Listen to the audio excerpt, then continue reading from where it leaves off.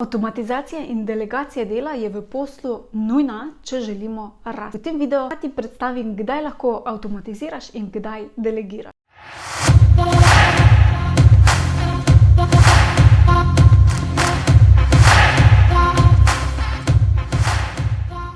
Avtomatizacija in delegacija dela pa ni samo nujna za rast svojega brenda, ampak je zelo pomembna tudi zato, da se ti znebiš del, ki niso najbolj mogoče ti dajo energije in tako pridobiš več energije, ki jo lahko potem vložiš za svoje stranke, kar pomeni, da bodo tudi stranke veliko bolj zadovoljne. Dajmo najprej razjasniti, kaj je sploh avtomatizacija. Z avtomatizacijo imamo v mislih, da avtomatiziraš vse procese in to s pomočjo tehnologije. Zdaj, tehnologija ni nikoli ampak je lahko zelo fajn orodje, ki ti pomaga pri različnih procesih svojega dela. Na drugi strani pa imamo delegacijo, torej da predamo neko delo drugi osebi. To so predvsem dela, ki ni nujno, da jih narediš ti osebno kot podjetnik oziroma lider v svojem brendu, ampak jih lahko nekdo drug naredi za. Zdaj, kako se pa lotiti tega celotnega postopka? Svetujem ti, da najprej greš pogledat, kaj se da v tvojem poslu avtomatizirati. Torej, kaj lahko avtomatiziraš s pomočjo tehnologije? Katere sisteme mogoče lahko poenostaviš, da jih avtomatiziraš. To so lahko vse od pošiljanja mailov,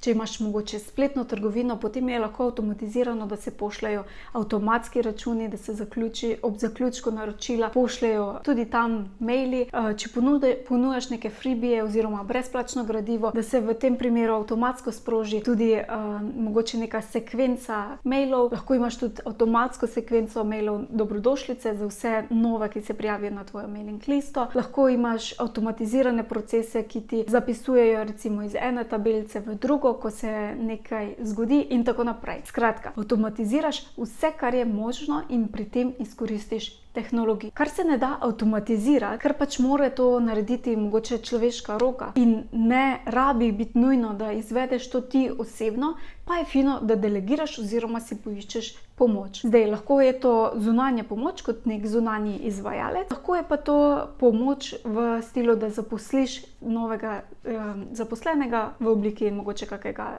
asistenta ali kaj podobnega. Delegiraš pa potem vsa dela, ki jih ne moreš avtomatizirati, ki morajo biti narejena. To je zelo pomembno, da se vprašaš, ali je neko pravilo sploh mora biti narejeno. Mogoče se nam včasih zdi zelo nujno, pa hitro ugotovimo, da sploh ni nujno, tako da ga lahko črtaš. Ampak če je nujno, potem se vprašaš še, ali potrebuje res tvojo osebno pozornost. Če je odgovor ne, potem delo predaš oziroma delegiraš. Zdaj, kaj vse lahko delegiraš? Delegiraš lahko recimo, da ti nekdo pomaga pri grafičnem oblikovanju, potem pri postavitvi in urejanju spletne strani kot neki tehnični asistent, pomočnik, oblikovalec, karkoli želiš poimenovati.